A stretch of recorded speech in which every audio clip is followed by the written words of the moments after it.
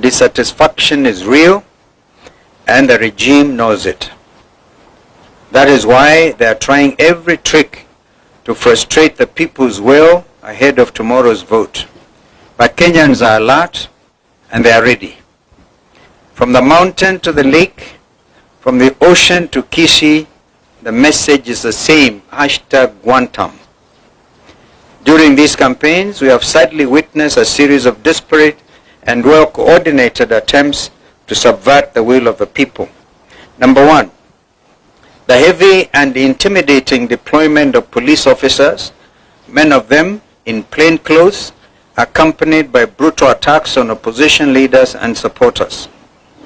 The intention is clear: to scare voters away from coming out in numbers they intend to tomorrow.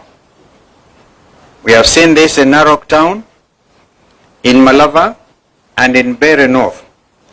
Unmarked famous Subaru foresters have been roaming Chicago and Malava not to protect citizens, but to intimidate them. This is unacceptable in a democratic nation. Number two, the shameless bribery and manipulation of voters by senior state officers, including MPs, MCAs, chiefs, PSAs, CSAs, speakers of both houses of parliament, as well as county assemblies, the prime cabinet secretary, the deputy president, and the president himself, all misusing state machinery, including government vehicles, relief food, and non-food items like mattresses and blankets meant for disaster victims. And even letters of appointment to Kenyan embassies issued in public barazas. I think we have all seen this. This is a misuse of public trust and public resources. Call it plainly abuse of office by this current regime. Number three, we have credible information that the serialization of 820 printed ballots, that's very important, 820,000 printed ballots was not done correctly and not properly inspected. This has created a dangerous loophole for ballot stuffing through extra or unaccounted for ballots. We are further aware that 30,000 pre-marked ballots have already been dispatched to the targeted battleground areas of Magarini, Malava, and Bere North through compromised presiding officers. This strikes at the heart of electoral integrity. Fourth, we have seen extended and illegal campaigns conducted by regime agents well beyond the official campaign period, escorted by police officers and accompanied by hired goons. This is a deliberate attempt to tilt the playing field and subvert the will of the people. Number five, violence is being prepared and deployed as a tool to cripple these by-elections.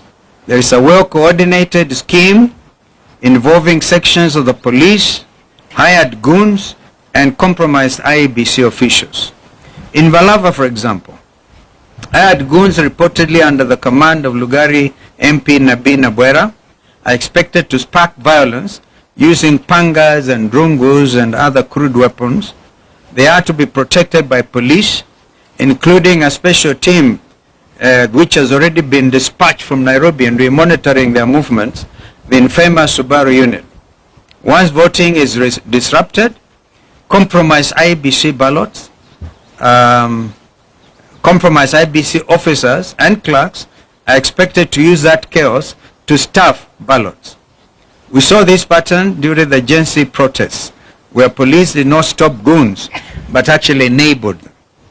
We have again seen police in Narok and Kabuchai captured on camera moving goons and distributing funds. This is a betrayal of the oath to protect. Finally, ladies and gentlemen, as we stated on November 20th, there is a deliberate plan to misuse mobile phones in polling stations in ways that violate the secrecy of the ballot. The response from IBC has been weak and insufficient, with the junior officer in Magarini giving a half-hearted explanation to an issue that demands the full attention of the chairperson and indeed the entire Commission. Their silence deepens our concern about the integrity of this institution at this critical moment. The IBC, by failing to address the genuine concerns raised by the opposition and the media, and by neglecting to put in place the necessary remedial measures, continues to cast a long shadow over its own independence. This new commission now stands accused, not by us alone, but by its actions of presiding over a process whose credibility grows more questionable by the day.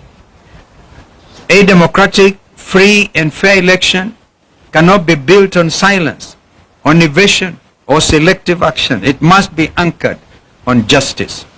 We therefore demand that the IBC rises to the moment and A, confronts and overcomes the challenges facing this by-election. This is the first true test of the new commission. They must either overcome these challenges or be overcome by them, squandering the little trust Kenyans still hold. The commission must assure all Kenyans that it is not entangled with broad-based masters. B, to our supporters across the country, come out in large numbers and vote for all united opposition candidates. Remain peaceful, but also remain vigilant. Document every irregularity and promptly report every form of electoral malpractice witnessed in your constituencies or in your wards. To our agents, you have been prepared for this day. Confirm that all ballot boxes are empty before voting begins.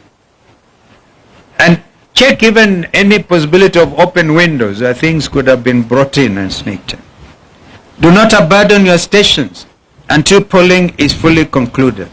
Report every incident, from attempted inducements to photo taking inside booths to any form of voter harassment by police in uniform or in plain clothes. To the media, election observers and civil society organizations, please maintain maximum vigilance at all polling stations. Shine the light where others attempt to hide the truth. Expose every malpractice. This is what is expected of us as citizens of this country, that we have to dig in for democracy. E, the desperation of this regime is obvious to all. They are hanging by a thread. The writing is on the wall. The die is indeed cast. No amount of public money, no deployment of police, bullets or tear gas, and no intimidation of opposition leaders and supporters will succeed in silencing the will of the people. And to the broad-based operators clinging to their last straws, let it be known the people have already spoken. At this defining moment, we urge Kenyans to stand firm, stand peaceful, and stand together. Let us prove once again that no force, however desperate, can overcome a united and a determined people. The will of Kenyans is sacred. It cannot be bought, it cannot be bullied, or indeed it can never be broken. Tomorrow, let us vote with courage, guide the vote with vigilance, and move forward with faith, knowing that the truth may be delayed, but it cannot surely be denied. May God bless Kenya and all of us. My colleagues may want to add, but to do that aspect I talked about, the 820,000 ballots already printed. They were printed out in Greece, and the policy for by-elections has always been, you print locally. The Kenya Literature Bureau, for example, has been in that business. And it is also important to know that no certificate, and we want IBC to prove us wrong, no certificate of inspection and receipt has been received. So we are aware that this has been a quiet thing. And as we speak, Mr. Marijan is on the ground in Bere to try to make sure that what is already been planning, as we said the other day when my colleagues were out on the field, last Thursday in particular, we did point out that Marijan is under instructions of the former commissioner, Professor Guli, who is William Ruto's political advisor on matters to do with IBC. So IBC, you are clearly on notice. So please, when the agents are there and the names are read out, I'll give an example. Any vote ya Karish in Berry North, if the clerks read Karish, please agents demand to see the marked ballots.